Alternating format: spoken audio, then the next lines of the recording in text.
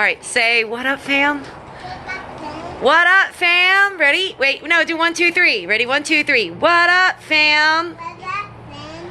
It's Jackie and Colt here, and we just got done making a rooting box for our little Miss Daisy Pig over here.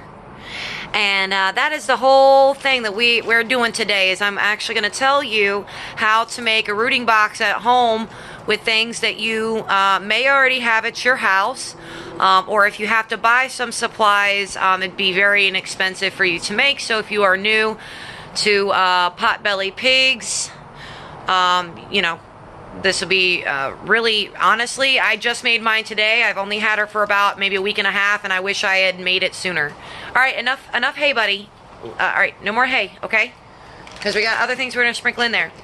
So for my rooting box that I have made here, I actually used an old rabbit cage, or you can, you know, if you happen to have an old cage where it has a decently large bottom, you could use that. Or if you have scrap wood at home, you can make a box out of that. But for me, I used an old cage that I already had, so I didn't have to pay for it.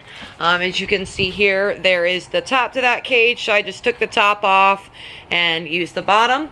Also, you could use cat litter trays. So I've seen, hold on 1 second, Bubba. So I've seen some really inexpensive cat litter trays that are of a pretty decent size that you could actually make a rooting box with that too. You don't need anything fancy, you just need the bottom portion. And I want to say at Walmart I saw this pretty decent sized one for about $6. The rocks and the dirt in there I literally scooped out of my yard. So if you do not have rocks, you can actually purchase those at your local hardware store. Get a nice big bag. I want to say they're probably $5 or under for a decent sized bag. But if you happen to have an area with some rocks at home, you can use those rocks from your, you know, from that area. So for me, luckily we live here in Florida. So the soil is actually not really soil, it's actually sand. As you can see, my dogs have dug all in my flower beds.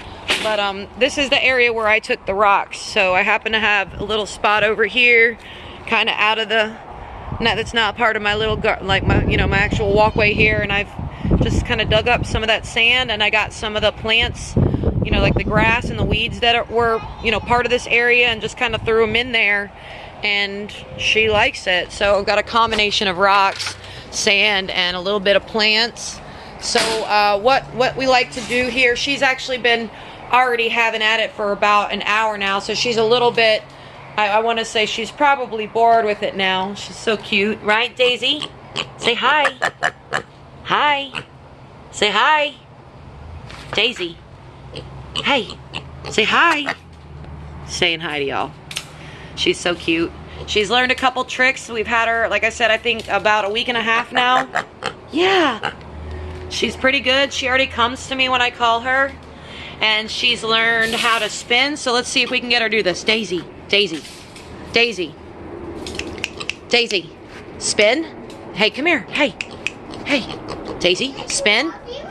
Good girl. See, she did it. She doesn't do it as fast as she was doing it, but hey, Daisy. Wait, hold on, baby. Hey, Daisy. Daisy. Let's see if I can get her attention. Hey, Daisy. Spin. Spin. Good girl. You're such a good girl. Oh, she's such a good girl. And she literally learned that in one 10-minute session of working with that with her. She's so smart. Yeah, we'll do water balloons here in just a minute. So yeah, so back to the rooting box. Like I said, this was completely free for me.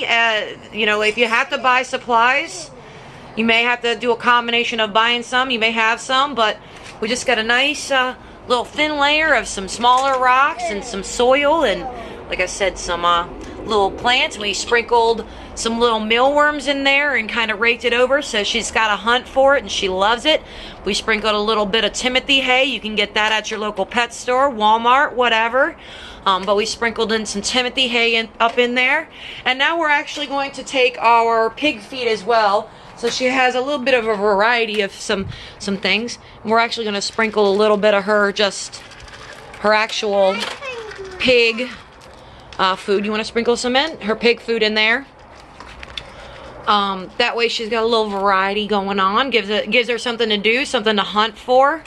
And pigs, they love to root, and it's a big part of just who they are, you know, as a species. They just love to root, and it really does. I think it's like a game for them. It gives them a little, helps them, you know, take them to their wild side. Because right now she's an indoor pig. She's not an outdoor pig yet. She's a little too small to be out there on her own.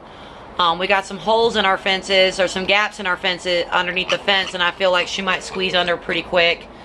And so until she's an outdoor pig, we've got this in here for her. And but that's it. That's basically it. I'm gonna actually rake some of this stuff over, so it's actually a little bit hidden underneath some of the things. So she's really got to dig for it, which will really help give her some stimulation, and it's almost a toy for her. But there you have it, guys. That is how we made our rooting box. And until next time, guys, thanks for tuning in. I hope you like, subscribe, comment, share. Check out our Facebook page at Welcome to the Fam. And we'll be posting all kinds of stuff. Yep.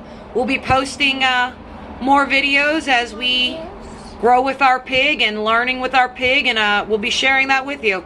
So until next time, guys, peace out, fam. Okay. Peace out, fam. Good night, fam.